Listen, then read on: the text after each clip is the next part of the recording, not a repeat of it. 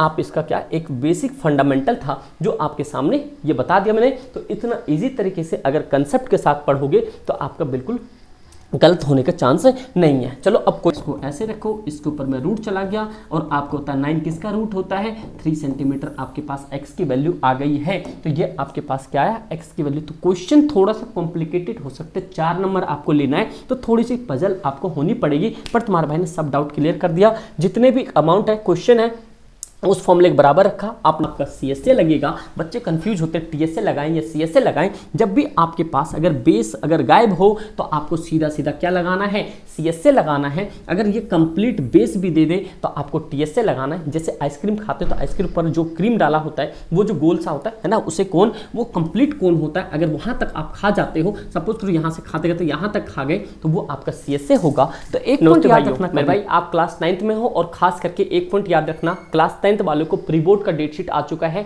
It means कि जो expected date मैंने बताई थी सेम एक दिन पहले हुआ है। मैंने 16 दिसंबर से लेके 30 दिसंबर बताया था, बट एग्जाम का डेट शीट 15 दिसंबर से आया 29 तक, बस एक दिन का डिफरेंस है। इसी तरीके से जो मैंने आपके फाइनल का डेट शीट बोला है क्लास 9th और 11th का, तो भाई 9th वाले बच्चे ध्यान रख लो, आपका वही डेट होगा। अगर नहीं देखा वो वाली डेट वाली वीडियोस तो आप जरूर देख लेना। अब उसके पीछे का रीजन समझो, जिसका मिड टर्म खराब गया है वो आपको भाई फाइनल में अच्छे नंबर लाके पास होना है, तो आपको इस तरीके के क्वेश्चंस करने पड़ेंगे। एक पॉइंट याद रखना, सरफेस एरिया एंड वॉल्यूम से आपके सिलेंडर से मे भी क्वेश्चन ना आए, आपके कोन से क्वेश्चन आएंगे, वो भी आपके कोन और स्फीयर से। और एक पॉइंट याद रखना, रेशियो टाइप के क्वेश्चंस आएंगे जो आप यहां पे देख रहे हो मेरे भाई, तो इस टाइप के क्वेश्चन का जरूर करना। The radius of slant height of a cone are in the ratio, तो ये रेशियो टाइप के क्वेश्चंस आपके पेपर में बनेंगे। सबसे पहले मैं आपको कोन का बेसिक फंडामेंटल बताता हूं क्या होता है मेरे भाई। आपने देखा होगा ये आपका कोन होता है, यहाँ पे आपने देखो, ध्यान से समझते जाओ क्योंकि क्वेश्चंस जितने भी इंपॉर्टेंट क्वेश्चंस कराऊंगा उसके साथ साथ मैं पहले कंसेप्ट बताऊंगा, फिर आपके पास ये करूंगा। सबसे पहले देखो ये कोन बनता है आपके पास, ये कोन बनता है, और ये जो है आपके पास क्या होता है रेडियस होता है, ये आपके पास हाइट होता है, ये आपके पास एल होता है। एल क्या है मेरे भाई, यहाँ पे एल आपके पास है स्लांट हाइट। क्या है यहाँ पे स्लांट हाइट। स्लांट हाइट का मतलब होता है तिर्यक ऊंचाई। क्या कहते हैं उसे, तिर्यक ऊंचाई। कुछ ज्यादा डॉक्टर वाली राइटिंग हो गई भाई, ठीक है, HEIGST, ठीक है, ये हो गया। तो उसी तरीके से एक पॉइंट याद रखना, ये जो है आपका एक ट्रायंगल का फॉर्मेट बनता है। अगर आप यहाँ पे बात करो तो ये आपके पास राइट एंगल ट्रायंगल होता है। अगर आपने पाइथागोरस पढ़ा होगा तो आपको पता है ये हाइपोटेनस होता है, ये आपका बेस होता है, ये आपका परपेंडिकुलर होता है। उसी तरीके से मेरे भाई ये जो एल है, एल इस टाइम क्या हो गया, आप इसे बोल सकते हो कि H = L, मतलब कि जो हाइपोटेनस आपके राइट एंगल ट्रायंगल में होता है उसी तरीके से आपके कोन के अंदर में एल होता है, जिसे हम स्लांट हाइट कहते हैं। समझो मेरी बात।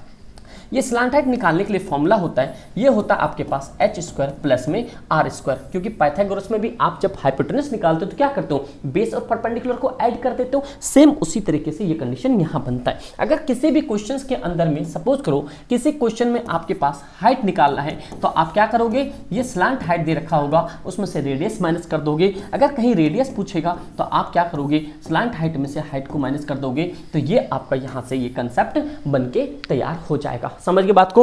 एक पॉइंट और देखो, फॉर्मूला भी आपको रटने की जरूरत नहीं है, मैं आपको फॉर्मूला भी बताता हूं कैसे करना है मेरे भाई। एक पॉइंट याद रखो, ये जितने भी आपके पास कंसेप्ट है इसके अंदर में सबसे पहले देखो CSA देखते हैं। CSA का फॉर्मूला होता है कर्व सरफेस एरिया πRL। क्या होता है, πRL। फॉर्मूला रिपीट करके रखना, πRL होता है। टोटल सरफेस एरिया क्या होता है, टोटल सरफेस एरिया होता है πR ब्रैकेट में L प्लस में R। अभी क्वेश्चन बता दो, ध्यान सुनना। जो वॉल्यूम होता है 1/3 πr²h। क्या होता है भाई, 1/3 πr²h। यहाँ पर दोबारा से लिख देता हूँ 1/3 πr²h। ये आपके साथ से फॉर्मूले हो गए। लेकिन एक पॉइंट याद रखना कि जब ये सारे चीज़ आप कर लेते हो तो आपके सामने एक इंपॉर्टेंट पॉइंट चीज़ निकल के आता है। क्या मेरे भाई, ये जितने भी आप ये देखो कोन जो बना है, ये जो कोन, ये अगर मान लो मैं यूं कर देता हूँ, अगर ये फ्लैट रहता है, यहाँ पे ये वाला पोर्शन नहीं बना हुआ है, ये पोर्शन नहीं बना हुआ है, सिर्फ यही की बात है, तो ये आपका CSA लगेगा। बच्चे कंफ्यूज होते हैं TSA लगाएं या CSA लगाएं। जब भी आपके पास अगर बेस अगर गायब हो तो आपको सीधा सीधा क्या लगाना है, CSA लगाना है। अगर ये कंप्लीट बेस भी दे दे तो आपको TSA लगाना है। जैसे आइसक्रीम खाते हो तो आइसक्रीम पर जो क्रीम डाला होता है वो जो गोल सा होता है ना, उसे कोन, वो कंप्लीट कोन होता है। अगर वहां तक आप खा जाते हो, सपोज करो यहां से खाते गए तो यहां तक खा गए, तो वो आपका CSA होगा। तो एक पॉइंट याद रखना कभी भी। तो अब ये देखो जो कोन है, कोन के बेस में क्या है, कोन के बेस में आपके पास एक सर्कल है। क्या है? क्या सर्कल है। तो मेरे भाई ये जो होता है आपके पास ये सर्कल होता है, बेस में क्या होता है? सर्कल होता है। इसीलिए एक फॉर्मूला और याद रखना टीएसए के लिए, जब भी आप यहाँ पे टीएसए फॉर्मूला निकालते हो तो टीएसए फॉर्मूला क्या है? ये सीएस से जुड़ा, क्या जुड़ा? ये आपका कर्व सरफेस एरिया मतलब पाई आर एल, तो ये कर्व सरफेस एरिया जुड़ गया इसका पाई आर एल। अब प्लस में होता है बेस एरिया। अब बेस एरिया क्या है? आपका सर्कल का एरिया है, तो वो क्या होता है? पाई आर स्क्वायर होता है। अगर आप इसमें से आप कॉमन निकालोगे तो अब आपको दिख जाएगा कि इनमें से कॉमन क्या निकलेगा? पाई आर निकल जाएगा। तो ये निकला पाई आर, क्योंकि एक आर यहाँ पे एक आर यहाँ पे, तो ये निकल गया, यहाँ पे बच गया एल, यहाँ पे दो आर था, एक आर निकल गया, बच गया एक सिंगल आर। तो इसीलिए टीएसए का फॉर्मूला बनता है पाई आर ब्रैकेट में एल प्लस में आर, क्योंकि ये जो कंप्लीट निकाल रहे हैं तो curve surface area already include होगा उसके अंदर में, और इसका कोन का बेस एरिया भी इंक्लूड होगा, जब भी तो टोटल सरफेस एरिया निकलेगा। तो इन दोनों से कंप्लीट निकलता है। समझ गए बात को? तो ये आप इसका क्या एक बेसिक फंडामेंटल था जो आपके सामने ये बता दिया मैंने। तो इतना ईजी तरीके से अगर कंसेप्ट के साथ पढ़ोगे तो आपका बिल्कुल गलत होने का चांस नहीं है। चलो अब क्वेश्चन देखते हैं। इस क्वेश्चन को करना और अच्छे तरीके से समझने की कोशिश करना। मेरे भाई कह रहा था radius of the slant height of are in the ratio. आप एक पॉइंट याद रखो, मैंने हमेशा बोला बच्चों को, जब भी कभी भी रेडियस की बात कर दें, क्या बोले? सॉरी, रेशियो की बात कर दें। किसकी बात कर दें यहाँ पे? रेशियो। तो रेशियो की जब भी बात करता है तो आप हमेशा एक्स को समझोगे। जब भी रेशियो की बात होती है तो वो हमेशा क्या माना जाता है? एक्स माना जाता है। यहाँ पे सपोज करो कुछ एक आपके पास कुछ इस तरीके का कोन होगा। क्या होगा? यहाँ पे कोन होगा जिसकी स्लांट हाइट, ये देखो slant height of cone are in the radius of slant height. क्या कह रहा है? रेडियस एंड होना चाहिए था। रेडियस और यहाँ पे स्लांट हाइट क्या दे रखा है? आपके पास रेशियो में दे रखा है, जो कि आपके सामने रेशियो दे रखा है 4:7। इट मीन्स कि आपके पास रेडियस जो है RADI रेडियस है ना भाई, इसके अंदर में रेडियस ही तो दे रखा है। रेडियस आपके पास क्या हो गया? जो पहले होता है वो पहले का नंबर होता है। ये हो गया आपके पास 4x रेडियस हो गया। स्लांट हाइट कितने हो गया? ये 7x हो गया। क्या होगा भाई? 7x, क्योंकि रेशियो की बात है, RATI वो रेशियो आया, हमेशा x माना जाएगा। इफ इट्स CS से इज 792 कर्व सरफेस एरिया दे रखा है। कितना दे रखा? 792। कितना दे रखा भाई? 792। अब आगे ध्यान से समझते जाना, क्वेश्चन बहुत खतरनाक मेरे भाई, बहुत इजी। इस तरह के क्वेश्चंस 110% आपको पेपर में दिखेंगे, चाहे कोई भी पेपर में आप मिला लेना, प्राइवेट गवर्नमेंट कहीं पे भी, KVA भी कहीं पे भी। ठीक भाई, ये पॉइंट समझ आ गया। तो अब क्या रहा है इसमें से? ये दे रखा फाइंड द रेडियस। रेडियस ये देखो, रेडियस क्या रहा फाइंड करने के लिए? रेडियस गिवन भी है ना, रेडियस का रेशियो गिवन है, तो कंफ्यूज मत होना। रेडियस का रेशियो गिवन है जो आपके सामने 4x है। कंप्लीट हमें सिंगल x हटाना है, क्योंकि रेशियो को हटाना है, फिर हमें TS से निकालना है। तो ये बहुत इजी क्वेश्चन पड़ेगा। अब आपको क्या करना है? अपना दिमाग लगाना है। देखो कैसे मेरे भाई, हम यहाँ से आंसर करते हैं। आंसर क्या है आपके सामने? सबसे पहले CS से दे रखा है। CS से कितना दिया हुआ है आपके सामने? 792। कितना दिया है? 792 सेंटीमीटर स्क्वायर। जब भी कभी भी आपके मैथ्स के अंदर में कभी भी कोई एक स्टेटमेंट देखे, अगर यहाँ पे इज लग जाए, क्या लग जाए? इज लग जाए, और यहाँ पे अमाउंट आ जाए, तो उसका मतलब हमेशा क्या समझना? इक्वल टू समझना, वो अमाउंट उस फॉर्मूले के बराबर रख देना। तो CS से क्या होता है? CS से अभी हमने डिस्कस किया, पाई RL होता है, के बराबर हमने 792 रख दिया। पाई की वैल्यू कुछ नहीं है, तो यहाँ पे 22/7 रखोगे। आर तो हमें पता नहीं है, लेकिन रेडियस वाला पता है, तो हम यहाँ रखेंगे 4x। एल भी दे रखा, हमें रखा है यहाँ पे 7x। अब बराबर हम रखना है 792, क्योंकि हमें यहाँ से कंप्लीट TS से निकालने के लिए पाई आर की वैल्यू चाहिए हमें। समझ रहे हो? यहाँ पे पाई आर ब्रैकेट में L + R, मतलब हमें दोनों रेशियो निकालना पड़ेगा जब भी हमारा TS निकलेगा, जब भी तो 4 नंबर देंगे एग्जामिनर आपको। तो ये पॉइंट हो गया। तो नेक्स्ट पॉइंट अब आगे देखते हैं, इसको कैसे सॉल्व करना है। अब ध्यान से सुनते जाना, सॉल्यूशन का प्रॉब्लम बहुत ज़्यादा इंपॉर्टेंट है। ये तो आपके पास ऐसे रहने, तो इसको ये क्या हो सकता है? कट सकता है क्या? तो ऐसे करते हैं, 22 से ये कट सकता है, एक बार काटना पड़ेगा। तो ऐसे करो, इनको कैसे करो? इनको ऐसा कर सकते हैं, इस वाले को कंप्लीट हमें काटा पेटी करना पड़ेगा। इसको मैं इससे मल्टीप्लाई करा सकता हूँ। तो ये रहा 22, ये 4x इंटू में हो गया 7x, बराबर में हो गया 792, और ये 7 इसके साथ मल्टीप्लाई हो गया। पॉइंट समझ आ गया। ये हो गया 7 चुके 28 28 कितना हो जाएगा, ये आपके पास स्क्वायर है तो ये आपके पास ये आ गया स्क्वायर, क्योंकि 7 को 4 से मल्टीप्लाई करोगे तो 28 स्क्वायर आ जाएगा। इसको इसके साथ प्रोडक्ट मत करना क्योंकि इसके पास x नहीं है, तो हमने क्या करना, ये 7 को पहले उसके साथ मल्टीप्लाई करा दिया क्योंकि नीचे चला जाएगा। अब हम ये देखेंगे इसको किसी कंडीशन से हम काट सके। देखो 22 को हम सबसे पहले इसको काट देते, ये बस फ्री नंबर बच जाएगा, तो कुछ ना कुछ तो दिमाग लगाना पड़ेगा।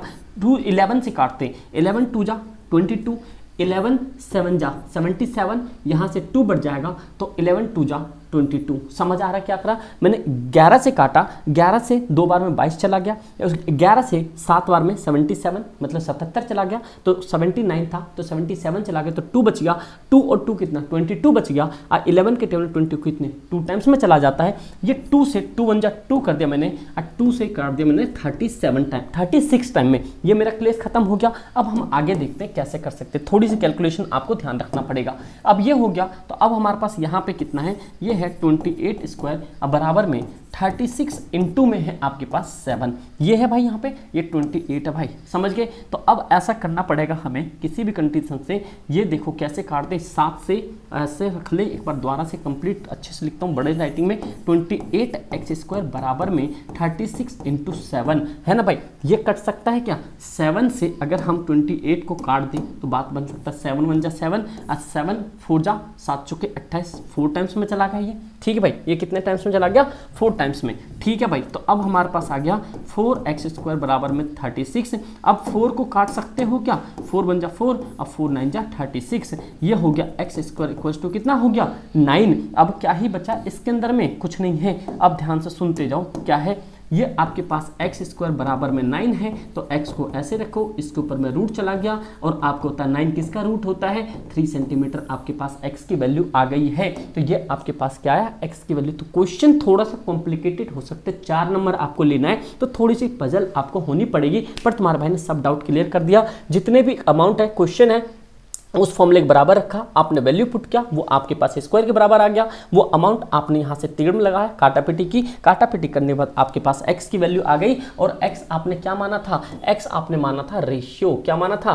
रेशियो था। अब यहाँ पे देखो जो आपके पास रेशियो x की वैल्यू कितनी है 3 आई है, तो रेडियस कितना आ जाएगा यहाँ पे, देखो रेडियस कितना आएगा यहाँ पे, अगर आपने x 3 माना है, x आपकी 3 आई है तो रेशियो कितना हो जाएगा यहाँ पे 4x बराबर क्या हो जाएगा 4 × 3 बराबर में कितना आ गया 12, ये आपके पास आ गया रेडियस। अब रेडियस आ गया, ये था स्लांट हाइट x था, तो अब रखो 7 इंटू में 3, ये होगा 7 या 21, तो 21 क्या आ गया आपके पास, ये आपके पास लेंथ आ गया, मतलब आपके पास स्लांट हाइट आ गया, क्या आ गया यहाँ पे स्लांट हाइट आ गया भाई। तो अब समझ आ रहा है कैसे निकालते हैं, ये आ गया। अब क्या ख्याल था निकालने के लिए, अब हमें कह रहा था निकालने के लिए यहाँ पे, और भैया दिख जा क्या है टीएस से, क्या कह रहा था भाई टीएस से निकालने के लिए कह रहा था। अब यहीं पे फॉर्मूला लगा दे क्या टीएस से का, अब तो 2 मिनट में निकट जाएगा। अब इसे काट देते हैं, यहाँ से हटाते हैं, ये रेशियो सीएस से हमें दे रखा था, इतनी बातें आप समझ गए होंगे। ये पॉइंट को हटाओ और यहाँ पे पॉइंट समझो क्या है। अब मैं यहाँ पे निकाल रहा हूँ, यहाँ पे टीएस से क्या निकालते भाई,